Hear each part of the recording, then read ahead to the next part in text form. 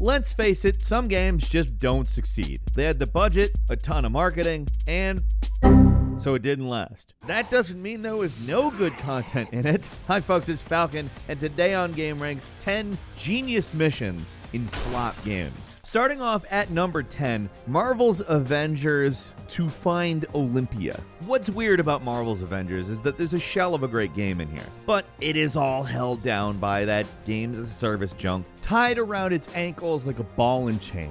I mean, the game makes a pretty good first impression as long as you can get past the weird-looking knockoff Avengers. I mean, seriously, they look like the Dollar Tree versions of various action figures. It's not there. Not quite there. But beyond that, the first stretch of the game isn't bad. Makes the game look like it's all going to be pretty good, actually, but it then goes on forever. Anyways, the second main mission of the campaign, not counting the prologue, is probably one of the game's best. For one thing, it really lets you cut loose as the Hulk for the first time. Even if what you can actually do is kinda limited, the level's really well paced and mixes things up every so often, and even has you switch back to Kamala Khan for a section. It's in general really fun and a cinematic level that ends with one of the highlights of the entire game, a fight with one of the actually very few supervillains that show up in it, Abomination. It's not the best fight in the world or anything, but it looks great, and it caps off with what is really genuinely a fun and action-packed mission, and everything pretty much starts to go downhill immediately afterwards. Like, this game then introduces the war table with all the boring multiplayer missions. It's hardly the best mission of all time, but compared to everything else in the game, and just the fact that it's actually a really fun, enjoyable level, it deserves a spot at number 10 of this list.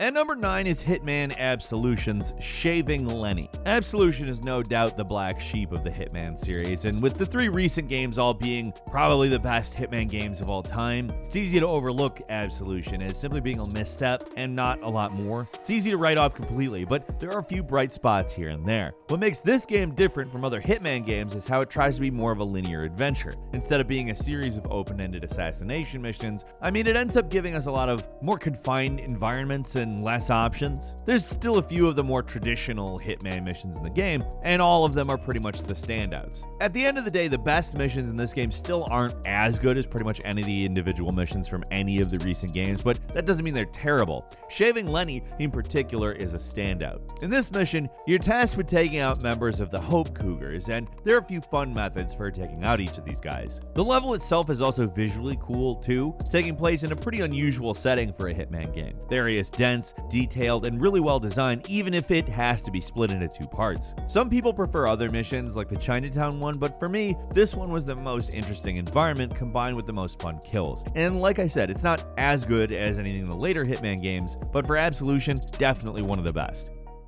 At number 8, Assassin's Creed Unity's Time Anomalies. Here's another game from a major franchise that sort of fell on its face at launch. You could come up with an entire laundry list of problems with this game, but the primary one was the bugs. Well, and the performance, and the clunky gameplay, and the disappointing story, but I think that everybody remembers the bugs more than any of those things. I don't really remember a lot of the story at all, even. But those bugs, it's ironic because some of the best missions in the game are kind of glitches. Like in-world, like in the story, they are glitches. Every once in a while, the Animus, the thing projecting the simulated world that the past in the Assassin's Creed universe takes place in, it starts to glitch out. The only way to survive is to enter a time anomaly, which takes you to like a different version of Paris throughout history. There you are. And you found the exit. Good. It's an unstable vortex of energy, so there's no telling how it will disrupt the simulation.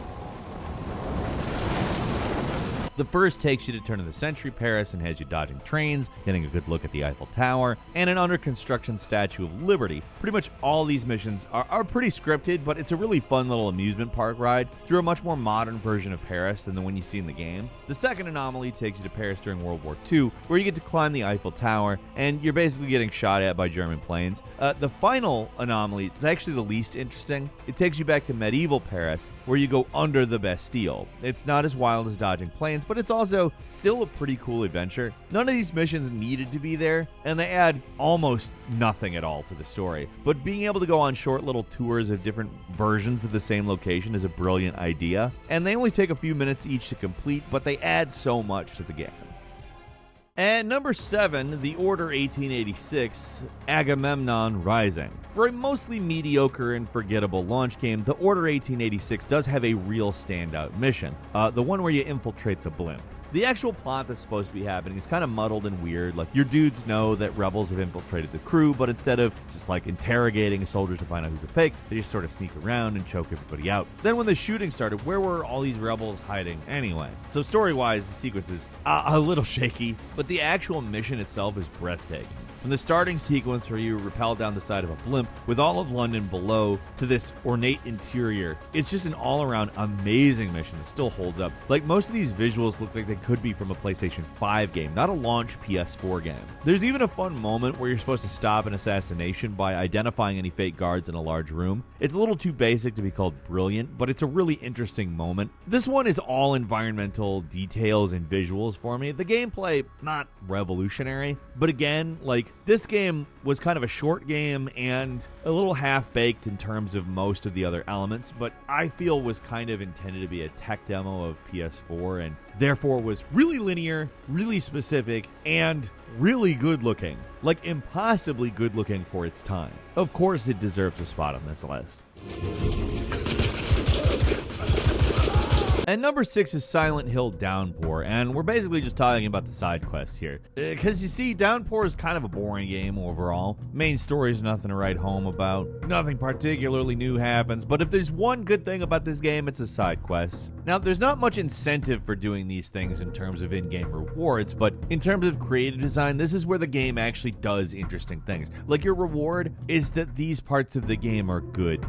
Like, this one side mission that starts if you decide to investigate the theater. You can find rolls of film that allow you to enter the movie that's being played, and you actually have to explore multiple films to find the solution. There's another with a gramophone where you see someone get murdered while turning the music crank, and then save them by turning the crank backwards to reverse the song. There's another creepy one where you can hunt down a missing girl by following a trail of ribbons that lead to the girl's tragic end. It's a lot of stuff like that, and it's all optional, but it's easily the best stuff in the game.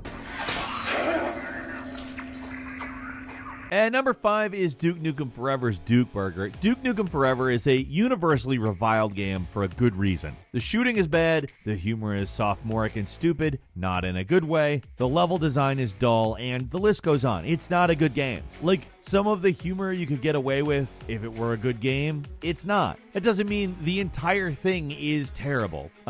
There is one level that is at least pretty interesting, actually. At a certain point, you randomly end up at this location. It's a fast food place named after Duke Nukem for whatever reason, and also, probably more arbitrarily than the name, it's on top of a skyscraper, I guess. I don't really understand what's supposed to be happening here, but the level itself is really fun. There are these moving cups, little shrunken enemies inside, and you eventually get shrunk down and head to platform around inside of a kitchen. Now, the controls are not great, but it's a fun concept that doesn't overstay its welcome, and the level really comes up with some creative uses for shrinking. It's kind of the only level that captures the classic Duke Nukem 3D feeling, where you're exploring an interesting environment while blasting aliens. The rest of the game, totally forgettable, even bad. But the Duke Burger section's actually kind of cool.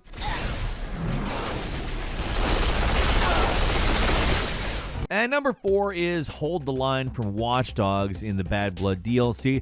Comparison to other games on the list, it's not a bad game. Disappointing, to say the least, but not bad. There's actually a few missions that really stand out as good. If I had to choose just one, I'd probably go with Hold the Line, though. It's from the Bad Blood DLC, like I said. Instead of playing the game as the world's most generic man, Aiden Pierce, in the DLC you play as T-Bone, who is feuding with the hacker Default. And in this mission, his silo base gets assaulted by an army of fixer thugs. What makes the mission so great is how it actually incorporates the mechanics of the game. The place you're defending is filled with defenses that you can set off at the press of a button, and with the amount of guys you're expected to fight off, this is one mission in the game that really lets you cut loose with over-the-top hacking crap. In general, the Bad Blood DLC is a big improvement over the main game. Every mission in it's pretty strong, but this is my personal favorite.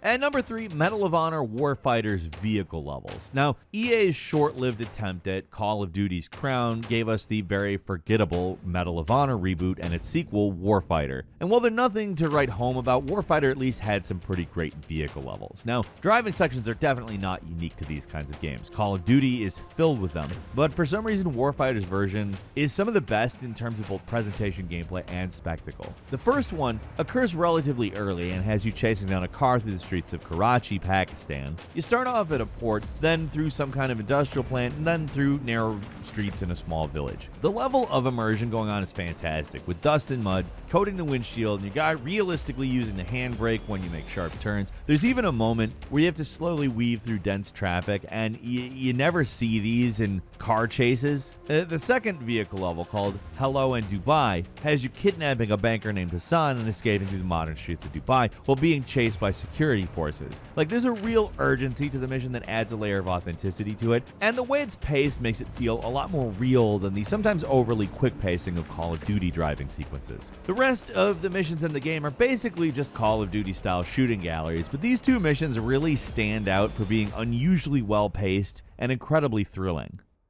At number 2 is Kane and Lynch Dead Men, the Big Heist from chapters 9 and 10. If anyone remembers anything from this game, it is this mission. It starts with this daring heist on top of a skyscraper and ends with an epic shootout with the police through the Tokyo streets in an obvious homage to Heat. Now, if you're gonna steal from the best, and the game definitely did that with these missions. The game itself is kind of ugly and janky, but all of this is great. It starts off with this cool sequence where you rappel down the side of the building and ambush this meeting, followed by a crazy shootout with security. From there, you work your way down to the lobby where police have surrounded the building, and it begins this actual war through the streets of Tokyo. There's something really surreal about a shootout through a location like this. It's all well rendered and visually interesting in a way that the game just isn't for the rest of the time. The heist part's mostly a cutscene, and the rest of the mission's kind of a big shootout, but it's such a cool shootout it doesn't matter. If I'm ever going back to the game, it's mostly just to replay this mission. It's by far the best part of the game, and one of the all-time coolest missions out there. And at number 1 is Resident Evil 6, The Leon Story, Chapter 1. Now, Resident Evil 6 is a divisive game to say the very least, but if you ask people what their favorite part about it is, most people will probably say it's the first part of Leon's story. If you don't know, what makes this an unusual game in the Resident Evil franchise is that there's 4 separate campaigns. You can play as either Leon, Chris, Ada, or newcomer Jake Muller. Each of them have their own different style and tone in terms of story. Like, Chris's campaign has a bit of a Call of Duty flavor to it, Jake's is more of a slightly action-adventure feel, and a lot of the horror elements of the franchise are pretty significantly downplayed, especially when you compare this game to any other game in the series. And alongside that, there's some pretty annoying gameplay issues that kind of soured people on the game. In contrast, Leon's campaign brings back some of that trademark spookiness. You battle old-school zombies while you explore a weirdly ornate small-town setting, at least for the first chapter, which is also arguably the game's best chapter. The first chapter covers this college campus where the story starts, along with a small portion of the town proper. The environments are really the highlight here too. Like, the level of detail and atmosphere is fantastic, on par with the best moments in the entire series. The actual opening moments of Leon's story are a little slow. There's a lot of walking and talking and cutscenes, but once you get through that, the game really opens up. The whole section feels like a bit of a prototype to the Resident Evil 2 remake, and while that's probably the better game, no other Resident Evil game gives you the level of freedom and movement that this one does. Like, it's practically a Metal Gear game with the amount of different moves you can pull off. I think the game really isn't quite as bad as its infamous reputation lets on, even if the rest of the game is never quite as good as the opening moments of Leon's story. And that's all for today. Leave us a comment. Let us know what you think. If you like this video, click like. If you're not subscribed, now's a great time to do so. We upload brand new videos every day of the week. Best way to see them first is, of course, a subscription, so click subscribe. Don't forget to enable notifications. And as always, we thank you very much for watching this video. I'm Falcon. You can follow me on Twitter at Falcon the Hero. We'll see you next time right here on gameranx.